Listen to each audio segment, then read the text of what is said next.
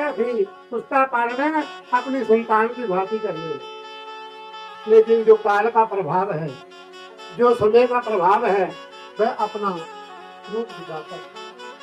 इतने में जो कलयुग था, क्योंकि भगवान का ये जन्म हुआ था ना, वह द्वापर और कलयुग की संधि में हुआ था।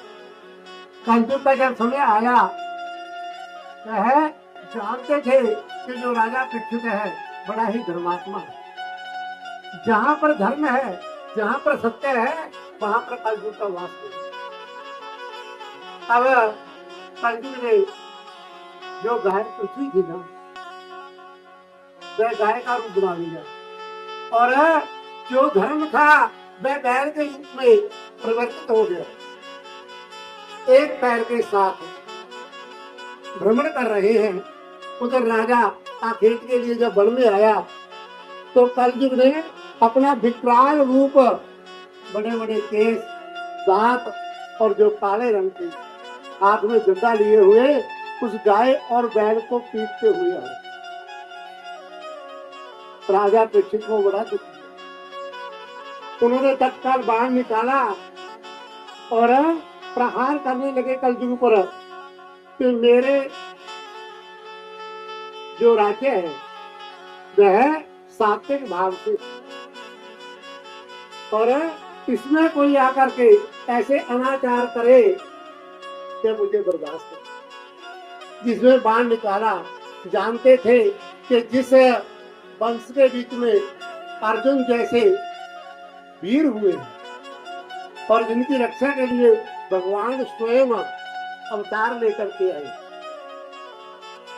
वह यदि उसने बाण छोड़ दिया तो क्या है, मेरा नाश हो। तत्काल जो कलयुग था वह राजा की शरण में चला, कहा कि महाराज मुझे अभय दान, जैसे आप इस पृथ्वी के राजा हैं उसी प्रकार मैं भी समय पर आया। पहले 17,28,000 साल तक तो रहा सतयुग, और 12,96,000 साल तक त्रेता रहा। उसके बाद 8,32,000 साल तक द्वापर रहा। महाराज अब मेरा समय है, जिस प्रकार आप राजा हैं उसी प्रकार समय का राजा मैं भी। लेकिन जो आपका सात्विक भाव है, जो आपके सद्गुण हैं, वह उनके कारण आपके राज्य में प्रवेश पाना मेरे लिए बहुत कठिन है। महाराज आप यदि मुझे शरण दे, कुछ स्थान दे, जैसे आपके जो दादा थे युधिष्ठिर, उन्होंने दुर्योधन से 5 गांव मांगे थे कि यदि आप मुझे 5 गांव दे दे तो यह युद्ध नहीं होगा। उसी प्रकार यदि आप मुझे कुछ स्थान दे दें तो मेरा भी निर्वाह हो जाएगा, और जो आपका यश है वह भी नहीं है। कहा ठीक है, क्योंकि जो साधु होते हैं वह कोमल हृदय होते हैं। जब सात्विक भावना से कोई उनसे कुछ मांगता है, भले ही शरीर मांग ले, तो दुधीती जैसे अपना शरीर भी दान कर। उसी प्रकार जो राजा थे परीक्षित, उन्होंने कहा कि महाराज मैं आपको 4 स्थान देता हूं। द्रोण पांडव स्त्रिय सोलन जितना धर्म है चित्र। द्रोण होता है जहां पर जुआ, पान जहां पर मदिरा पान किया जाता है, और स्त्रियासुर जहां पर वैश्याएं रहती हैं, अपनी मनोवृत्ति को वश में न करने वाली स्त्री, उन्हें कहते हैं वैश्य। जो मनोवृत्ति को एकाग्र न कर पाए उन्हें वैश्य कहा। और जहां पर अधर्म है वहां पर मेरा वास है। बोली विष्णु भगवान की। परीक्षित ने जब 4 स्थान दे दिए तो कलयुग ने सोचा कि महाराज तो इसमें आए ही नहीं, क्योंकि न तो राजा मदिरा पान करते हैं, न स्त्रियों का गमन करते हैं, और ना ही ये युद्ध। जब बात दिया अर्जुन ने कहा कि अब आ, क्योंकि जो राजा लोग थे वह स्वर्ण अधिक पहनते। राजा घर में वापस आए, जब राजमहल में गए तो वहां पर क्या देखते कि जिन राजाओं के ऊपर विजय प्राप्त की जाती थी, जिन राजाओं को जीतते थे तो उनका जो मुक्त था वह ले आते, जो पराजित होता था उसको अपनी पगड़ी मुक्त अपना मान राजा के चरणों में रख लो। कहाँ चले गए? पूरे जहां पर वो मुक्त रखे हुए। राजा ने परीक्षित ने एक मुकुट उठाया, अपने सीट पर रख लिया। जो धर्मात्मा था, जीवों की रक्षा करना जिसका धर्म था, वह जब मुक्त आया, मुकुट था दुर्योधन का, अहंकारी का। और वही अहंकार जो भावना थी, क्योंकि जैसा खाओ अन्न वैसा होगा, जैसा पियो पानी वैसी होगी बात। उसी प्रकार हमारा मन होता है, जैसा पानी पीते हैं उसी प्रकार पानी है, सरलता से। लेकिन वहां पर क्या था? कटुता थी, छल था, कपट था, और उसे जब अपने मुक्त पर धारण किया तो वही अहंकार जो सुयोधन से दुर्योधन बना दिया था, नाम था सुयोधन, और बना दिया दुर्योधन। और उसी लिए जब मुक्त आया तो वही आखेट की शिकार का जो मन था मन गया। उस विचार को लेकर के शिकार करने के लिए गए तो सामने क्या देखते हैं कि एक साधु अपनी समाधि अवस्था में उस भगवान की चिंतन में लगा, युक्ताहार विहार से युक्त चेष्ट कर्मसु युक्ता स्वप्न अवबोध योगो भक्ति दुख। जब योग साधना में हम एकाग्र भाव से बैठते हैं, साधना तब होती, साधना होती है जब जो मन है, तुम्हारी 5 ज्ञान इंद्रियां हैं, आंख, नाक, कान, त्वचा और होठ। यह 5 ज्ञान इंद्रियां हमें ज्ञान देती। कब देती है? छोड़ देता है तो एकाग्रता है, उस परमात्मा में तल्लीनता है। लोग क्या कहते हैं, जब वो बालक छोटे शरारत करते हैं ना, तो जो अपना मन है वह आराधना में ना होकर के उन बालकों की तरफ हो। यह भक्ति का लक्षण नहीं। भक्ति क्या है कि अपने इंद्रियों को अपने अंदर समेट करके पूर्वोंगारी सर्वथा। जब गीता में बोला ना भगवान को, स्थित प्रत्यस्य भाषा समाधिस्तस्य केशव सिद्धि की प्रभाषेत कि जो स्थिर प्रत्यय है, जिनकी बुद्धि एकाग्र होती है, जो भगवान में तल्लीन होते हैं, उनकी अवस्था क्या होती है, वो कैसे बोलते हैं, कैसे बैठते हैं। तो भगवान कहते हैं कुर्म सर्वसा, जिस प्रकार कुर्म अपने सारे अंगों को अपने में समेट ले लेता है, उसी प्रकार जो एकाग्र भाव वाला व्यक्ति है वह अपने मनोविकारों को भी अंदर समेट। जब हमारी इंद्रियों के जो विकार हैं वह संकुचित हो गए तो क्या है, जो व्यक्ति है उसे इस संसार से सुख ही नहीं। बच्चे शोर करें तो ये समझ लेना चाहिए कि आपका मन एकाग्र।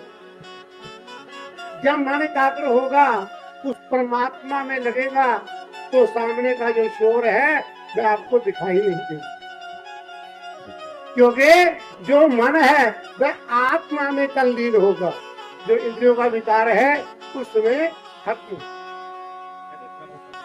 इसी प्रकार जो ऋषि थे वह अपनी समाधि में बैठे, कोई आए कोई जाए उन्हें कुछ भी ध्यान नहीं।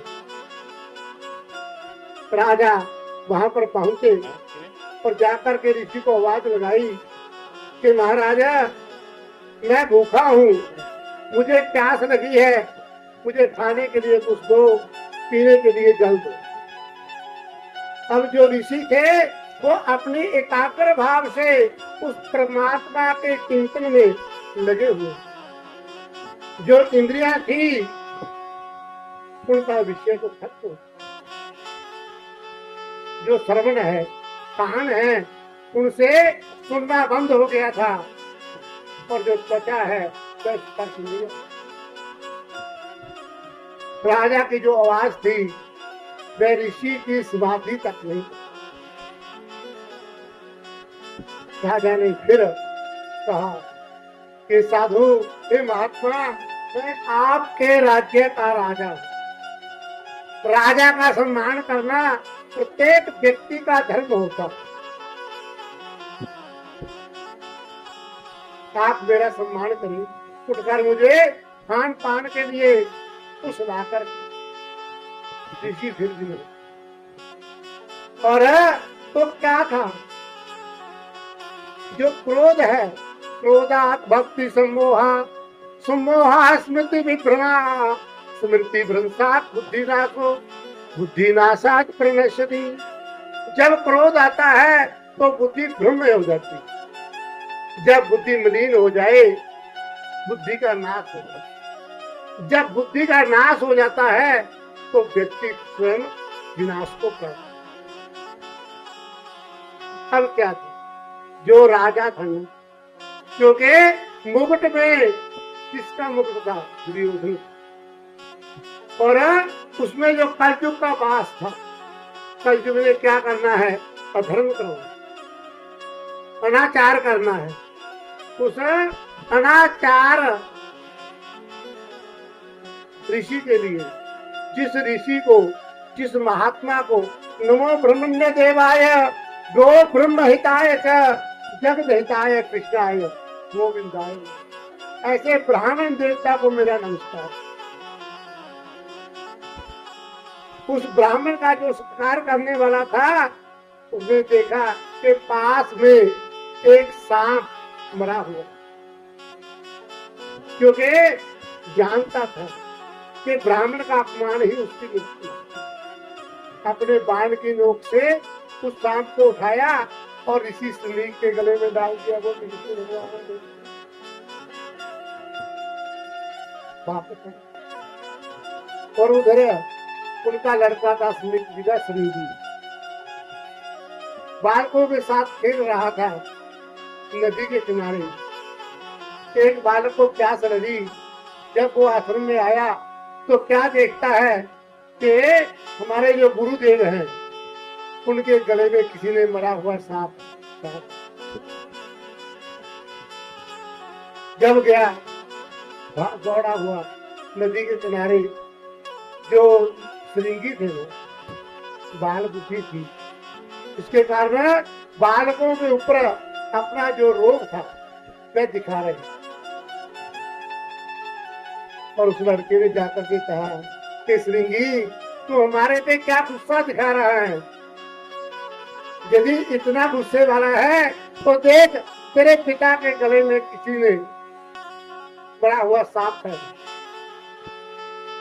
शास्त्र कहते हैं कि युवराणी न भूषयन्ति पुरुषं हारा न चंद्रो तुला, न स्नानं न विलेपनं न कुसुमं नानं कृता मूर्धा, वाण्डे का समलं करोति पुरुषं या संस्कृता धारयते क्षीयन्ते खलु भूषणानि बाप भूषण। वाणी सबसे बड़ा गहना है। यदि वाणी मीठी हो तो शत्रु भी अपना मित्र बनता जितने भी आप भूषण डालते हैं, ये गले में हार डाला है, शाम को ये भी भूल जाते हैं। के युवराणी न भूषयन्ति पुरुषम हारा न चंद्रोज्वला। अपने मुख को उज्जवल करने के लिए नाना प्रकार के जो पाउडर है ना, क्रीमें हैं, वे लगा लो। जब रात्रि हुई तो सारी खी हो। न स्नानम न विलेपनम न कुसुमम।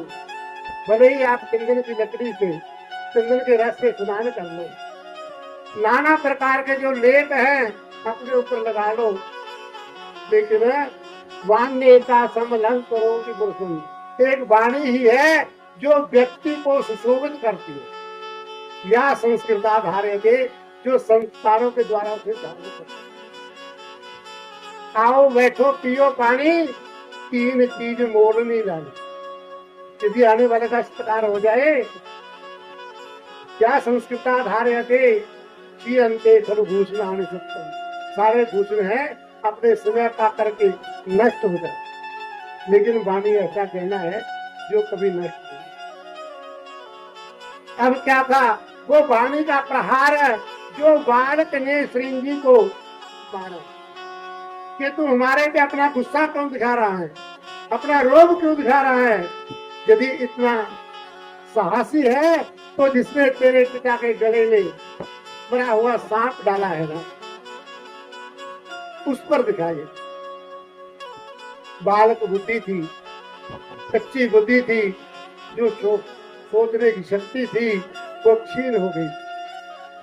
तत्काल आया, अपने पिता को देखा, आंखों से आंसुओं की धारा बहने लगी, हाथ में जल लिया।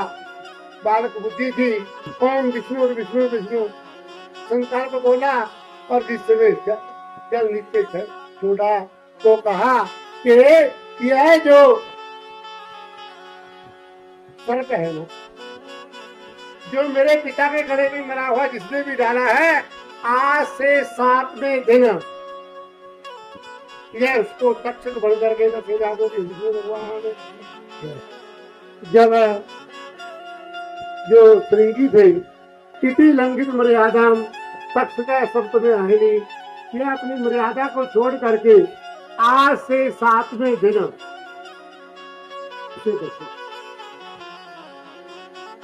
कहते हैं कि जो ब्राह्मणों के मुख से निकले हुए वचन हैं, मैं कभी असत्य नहीं हूं, मैं तद वचन मन था। भले ही वह सहज भाव से, क्योंकि यहाँ पर जो दुखी हृदय से ना निकला हुआ वचन है, वह तो कभी आला जाता है। शास्त्र कहते हैं कि किसी का मन मत दुखाओ। जब किसी के मन में कोई ठेस पहुंचती है, उस अवस्था में निकला हुआ जो शब्द है वह ब्रह्मास्त्र के समान है। जो निद्रा, जो समाधि राजा के बाणों की नोक से नहीं टूटी, राजा के बार बार पुकारने से नहीं टूटी, वह उस बालक की रोने की आवाज से